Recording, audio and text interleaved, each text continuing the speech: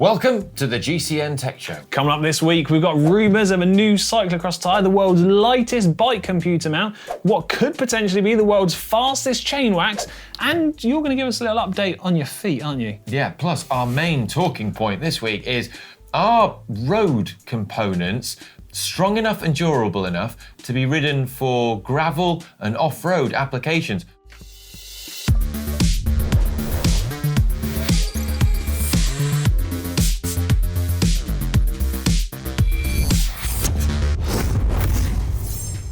First up, let's have a little update from last week. So we didn't have a poll last week, but we were discussing if we thought Andrew Feather could take the fastest time up the infamous Cyclo-cross climb in Mallorca.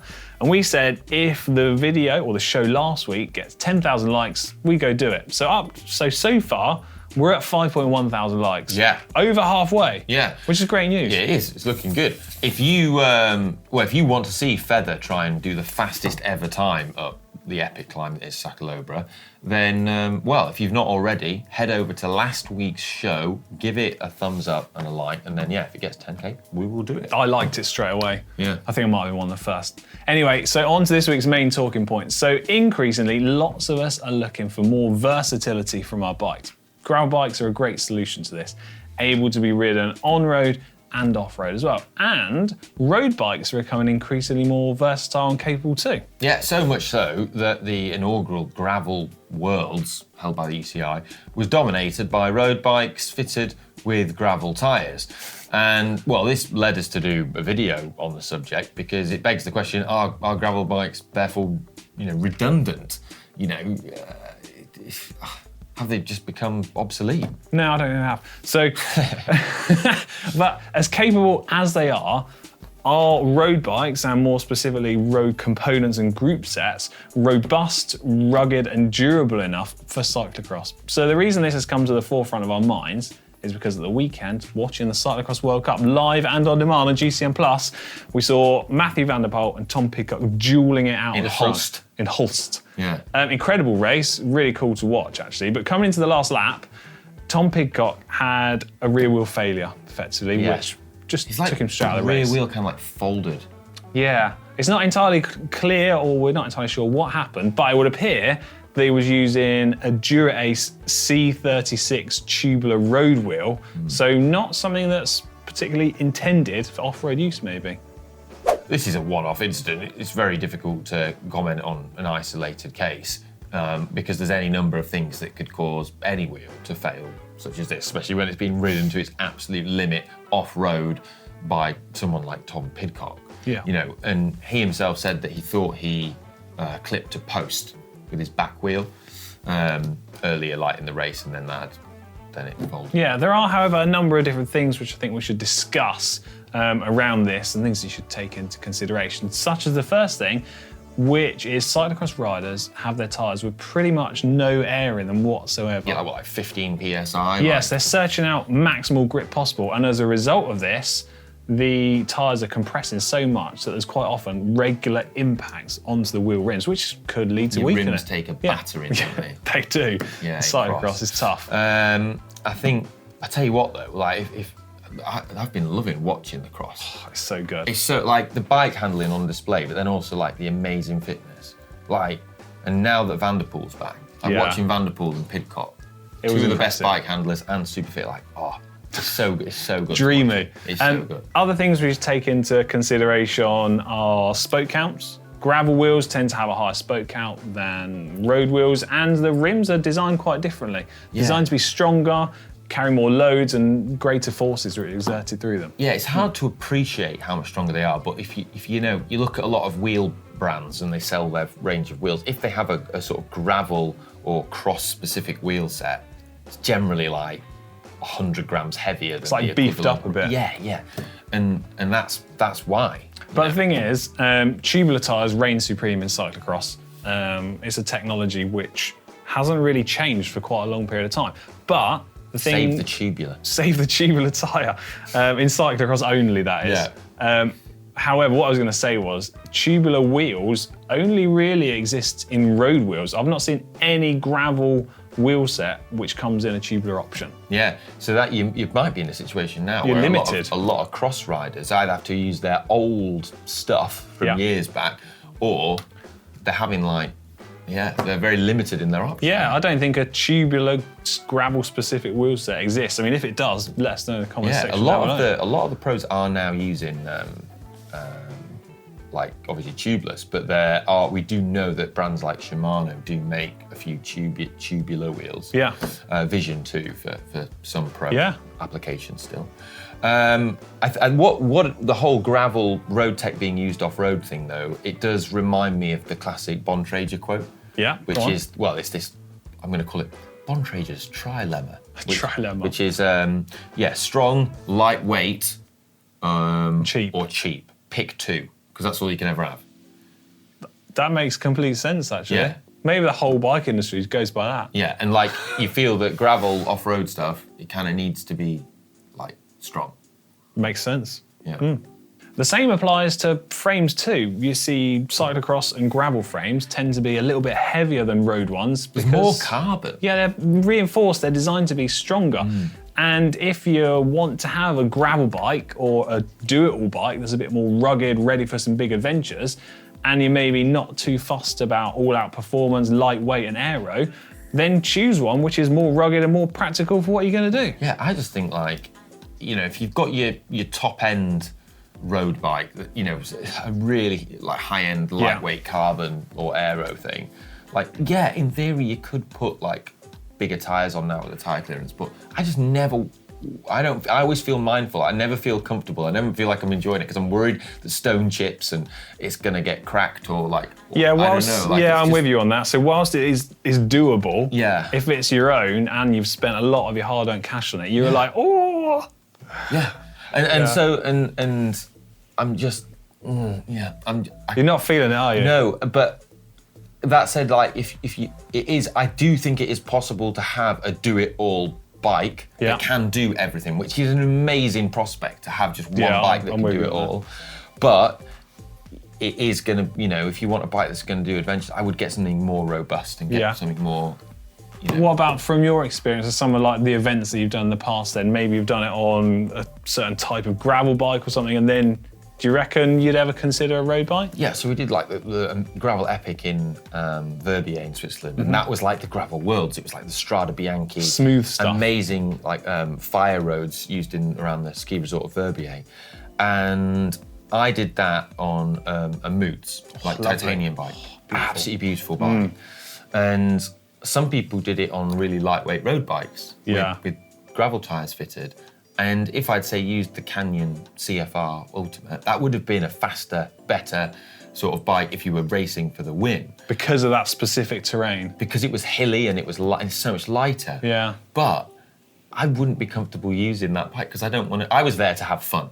Yeah. And I was there just to take it in and enjoy the beautiful terrain and just riding on amazing gravel and skidding a bit round corners and just loving it. And I was much more comfortable and enjoyed it much more being on an amazing titanium bike than I would have just been worrying that I'm going to damage my bike the whole time, which would totally ruin it. You'd have done less skids on your road bike. Yeah, less fun. There you go. I would not have had fun as much. I would have just been neurotic and stressing. Oh, there you go. There's other components which we should take a look at in terms of differences between road and gravel. The main one that stands out for me, rear derailleurs. Clearly, a gravel-specific rear derailleur, one that's intended for use on gravel. Biggest difference, it's going to be slightly more robust. It's going to have a clutch in the derailleur to help keep the chain secure over bumpy terrain, and it's going to be designed for using wider range cassettes compared to road ones, which generally we're seeing smaller cassettes, doesn't have the clutch, and not delicate by any means, but just not quite as robust as a gravel option. That said, I've even previously seen some cyclocross racers using the oversized pulley wheels on their bikes, which feels kind of crazy to me.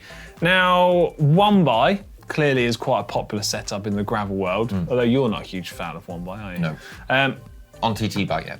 Okay, but in the cyclocross world, generally we're seeing most of the top riders using a 2x setup. Perfect example of why this was actually at the Cyclocross World Cup at the weekend. Van der Poel crashed, dropped his chain in the bottom of a big bank run-up, flicked into the big ring, jumped back on his bike, pedalled, chain was on, away he went again. So that kind of highlights one of the advantages of having a 2x setup. Yeah, you can use the mech to drag it back on. Yeah. Overall, though, with this conversation, I think weight is overrated. We always say this, 5 watts is more than a kilogram in most situations. So, yeah, I think when you start looking at a bike that's more suited to off-road with a bit more beefed up frame, bit more beefed up wheels, you're looking at 500 grams heavier? Yeah, perhaps. Yeah. 500 grams heavier, what's that like? 350 grams of that is beefed up extra mass on the frame, and then maybe 100 grams extra on the wheels, and maybe 50 grams extra on the drivetrain or some other bits. Yeah. And it's that's half a kilo.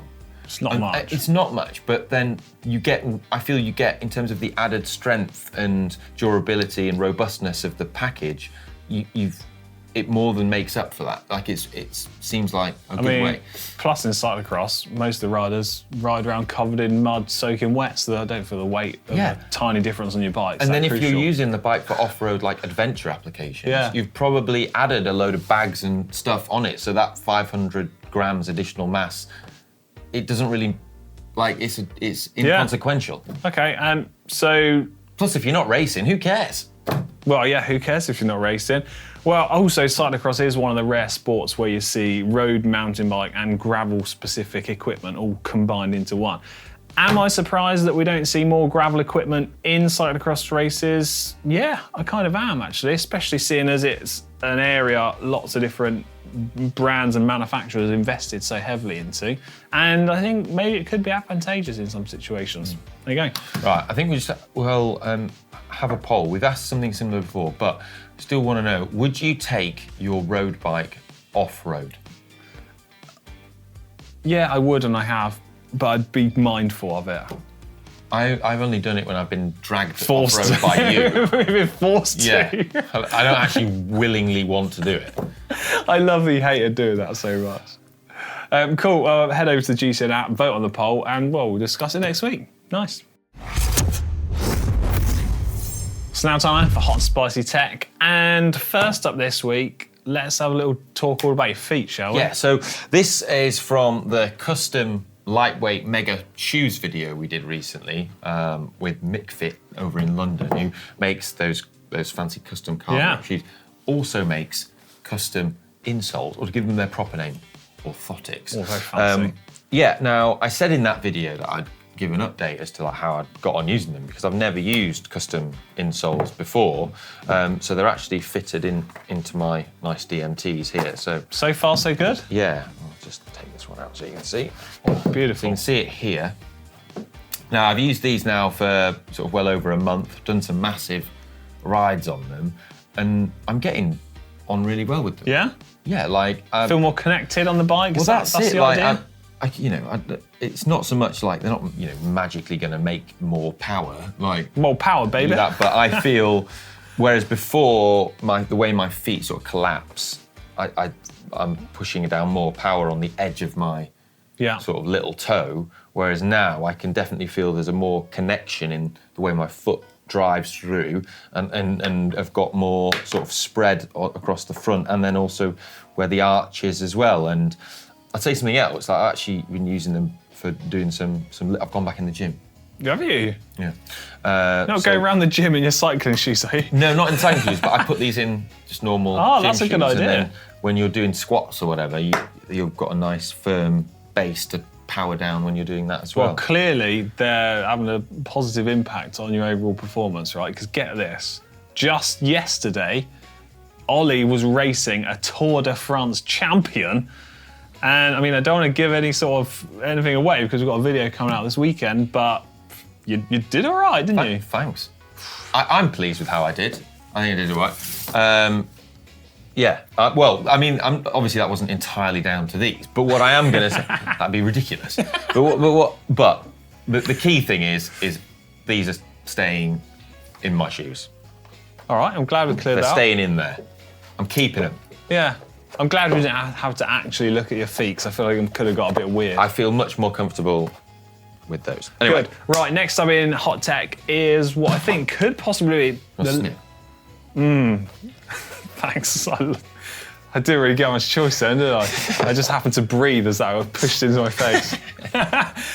It's what I think could be the lightest head unit mount in the world. I don't know if that's official or not. If it's not, let me know in the comment section down below. But take a look at this thing. It is from Bjorn Cycles, renowned for making this custom fancy parts. It looks very delicate. It does look very delicate. Shall I tell you some of the stats and facts? Yeah. 16 grams this thing weighs, including the little titanium bolt and hardware, which is kind of crazy. Suitable for Garmin and Wahoo head units, and you're only able to put weight on it that's up to 200 grams. So once you've put your head unit on, you've probably generally used about half, maybe more of the weight capacity of this thing. But I am impressed with it. I do think it looks really cool. Fitted onto round handlebars, so you can't be using a fancy integrated handlebar stem. Do you know what I'm going to say about this? Go on. I think this is road, not for off-road. Yeah, you wouldn't want to use this off-road, would you? No, with all the vibration. Yeah. Going up and down. Anyway, it's a very premium piece of equipment. 120 euros or dollars? Let me just check on the prices. Dollars. $120. Good for a hill climb bike. More cyclocross chat next with what appears to be a new tyre or tubular tyre from Challenge. No name for this yet, a lot of it's sort of rumours around it, but from what I saw watching the racing on GCN Plus and what was mentioned in the commentary from Ian Field, it would appear to be a new tyre which is a combination of two of their existing tyres, so taking the tread patterns and kind of combining them together to create a super tyre, I guess is the idea. So it's a combination of the Limus and Baby Limus. They're different types of tyres. And that's basically all the news I've got at the moment. Right, yeah. And who was using it? Tom Pidcock. Kind of cool, eh? That's his secret. Yeah, so keep your eyes peeled. We might have some more news on that. Right, well, finally in Hot Tech this week, we've got some new hot wax for you. Wow. So waxing chains, I'm a big fan of it. I love doing it because it makes your chain efficient, it makes it faster, but also it's really good for maintenance and longevity. Your chain stays cleaner when it's waxed. It's a bit of an effort to do it, but I find it's just helps with chain maintenance and it's well worth it. Now Silka have brought out a new super duper wax. Right here it is. Check it out. Super duper chain wax. It's called Hot Wax 10. X? Or X, depending on how you... So this is just hot off the press. This has only just been delivered to GCN Megabase. So this has got nanine in it, right? Nanine is a form of graphene. Now, apparently, not all graphene is equal. I've just learned that. So nanine is made by a company, which was a company that was developed by the original, discoverers of graphene at Manchester University, where I went. And they make there's like graphene that's very low quality that's being pumped out by. So it's the same as like carbon fibre. It comes in different grades and levels. Yes, I guess, but this is the good stuff. This is the good stuff. Proper stuff, and apparently that makes a lot of difference. So Silka experimented with using graphene as an additive in its waxes and lubricants, and they found that the sort of standard stuff didn't really make much difference. When they went to the good stuff made by the actual OG graphene squad, they found that actually it did make a significant difference. Open it up, I want to see what's inside. So here's you got your puck of black fancy wax in there. So you heat this up, melt the wax, then your chain goes in. For people that aren't maybe familiar with how it works. Yeah, you have to clean your chain first before you do it. But for performance, they've actually got some stats here. So they say love the stats. That it saves up to 12 watts on chain efficiency. That's a big saving to claim. Which they don't specifically say what that is. I'm guessing that might be out of a standard chain as it comes out the packet. Or quite a dirty one, who knows? Yeah. But but they do say it saves over half a watt over their super secret chain wax. Now that was something that was independently tested to be one of the most efficient. This is the intriguing thing, because that chain wax was independently tested by a couple of different sources, including Tool Magazine, to be the fastest sort of chain lubricant that you could apply. So that if true, that is pretty cool. This could be super fast. Other quick thing is once waxed, it lasts a long time. They reckon you get up to 800 kilometers before you need to re-wax. Quite a lot. There's a bit of maintenance you need to do, but it should be good. You don't get that sort of grinding, oily, black dirt attracting paste that you get with wet lubes. Yeah. And it doesn't have any perfluoroalkyl chemicals in it, so it's pretty good for the environment. Sounds good. Yeah, cool. That was it for Hot Tech this week. More Hot Tech next week. We're going to dive straight into comments of the week. Should we just do an off-the-cuff jingle? Yeah, you need to do one. I seem to put it off. Comments of the week. Why does everyone look so sort of traumatised in this room? Oh, he's still there. There we go. Right, first comment this week is from GC. GC. One of the first reasons that brought me to GCN was the how-to videos. Alex is a fantastic teacher. Cool fact, I didn't even pick that comment out. I picked that one out. It's too true, kind. man. You are fantastic. That was under the cup and cone bearings. Oh, that's so kind of how you. to maintain them.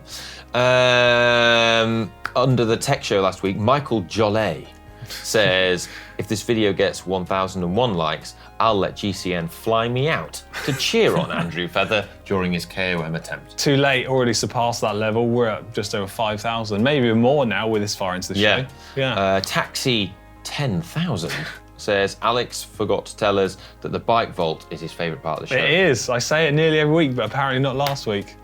Right. And then underneath the Christmas gift guide, which we let Hank loose on... he loves Christmas. Predictably. Let's just say he was very happy to be presenting this video with me. So a comment from Tuna Fish says, my ideal present would be answering a knock at the door on a snowy Christmas Eve and finding all the GCN presenters outside singing Christmas carols. Can you make it happen? Yeah, why not? We don't know where you live though. Yeah, but just comment your address in the comment section down below. And your bank details. Bank details, a time that you'll be in the house on Christmas Eve. And all the times that you're not going to be in. Yeah, and if, just in case you're out, leave a key under the doormat. We'll just pop round, put the kettle on, we're ready to sing. Yeah. Cool. Don't do that. More comments for next week. We're now going to go to what is my favourite part of the show. It's the bike vault. Oh, come on then. Time now for the Bike Vault, where you can submit pictures of your bike in the GCN app, and then everyone can vote on it, whether it's nice or super nice, and we feature some of them in the show, and then we decide if they're going to be nice or super nice, and we ring the bell if they're super nice, and yeah. So, the most super nice bike last week, the bike that most people voted on and said, that bike is super nice, not just nice, super-de-duper nice. Yeah. The nicest bike in the world last week. Which one was it? Who was It's from Oliver Bridgewood. Oh! Yeah, really? don't even know the guy. Yeah. Oh, For God's sake. what a surprise. Fair one. It looks like a nice bike. Canyon Ultimate. It's the ultimate CFR. Valves aligned, Dura tyres aligned, AC50 wheels. Biggie Smalls, cranks aligned. Do you know what though? Where's your shadow stand? It's a nice from me. Right, moving on. Bob. It's a nice looking bike to be fair. It's a cool picture. But I mean, if you shadow stand, automatic, super nice. Right, Bob Ganson next with a Trek Crockett from 2015. Bob, where's your bike? You just seems to have uploaded a picture of the scenery. Oh, Jesus. Come on, Bob, you can do better than that. What is he playing at? I mean, it looks like a lovely day for a bike ride, but it's going to be nice. Next up, Danielle Beluco 95 with a giant TCR from 2014. Oh, I like this. Hang on a minute. Picture. Is that at the top of? That's in Lake Como? I don't know. You tell me. Is that at the top of Lake Como? It is. It is. Okay. It is. It's at the top of the Chisalo, where there's the museum, the shrine of cycling. Oh yeah, I thought that. Yeah, that's the top of the Chisalo. What about the bike though? I can't see the valves because they're too far away. The cranks are aligned. Is it in Biggie? No, it's not. It's not. It's not in Biggie Smalls. No, it's a nice. Okay, it's a nice. Next one in is from Patrico Molina with a Canyon Grail CF SL from 2020. In front of a mural. In Mexico City, or as I like to call them, murals. Murals. It is a mural, isn't it? Yeah. You made me doubt myself then. Oh, smally big. Smally big. Crank's not aligned. Giant water bottles, accessories left on. Valves are nearly aligned though, and you just got your bike leaning against rocks. It's a bit out of focus. Nice. Nice. Next one in is from Fique de Nique. de Nique. Yes. With a BMC Team Machine SLR 011 Limited 2021. Is that Hank's bike? It's tiny. a very small size bike, but I'm loving it. I like it, yeah. It's clean. Look at that. It's clean, neat, tidy. No Tyres accessories. aligned, valves aligned. One water bottle that they've forgotten to remove, but it's clean. Can let that slide. I'm going to go super nice on that. I'm going to go super nice, yeah. I really like that. Boom. It's a teeny tiny bike. Yeah, it is teeny tiny. Germ Warmser. God, big description with this one. Yeah. So what is this? So it's listed as a custom ICB brackets ice cream bike. What do we make of this? So just looking at the description, it says it weighs 70 kilograms without the rider. Does that make ice cream then, that thing? I'm going to assume it doesn't make it, but just transports it. It looks like he's wearing a skin suit to deliver the ice cream. Aero gains on your ice cream deliveries. Just ring the guy. I need ice cream ASAP. It's just so weird. I think let's celebrate its weirdness. Should we give it a super nice? Super nice. Super nice. That was the last bike in the bike vault for this week. In case I haven't said it already in this show, it's my favourite part of the show. I just can't believe they've called it an ICB. Like that's a recognised abbreviation of ice cream bike. Like it's such a common thing. Oh, is that an ICB? Oh, an ICB. Yeah, I see. Yeah. Anyway, that's going to be the end of this week's tech show. I've had a great time. You had a good time today? Yes, I have. Sounds like it's a punishment. Right, we're going to go now. Time's up. Right, see you next week. Bye. Yeah.